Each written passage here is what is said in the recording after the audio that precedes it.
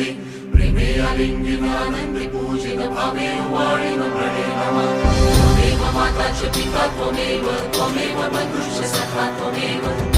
विद्या द्रव्यं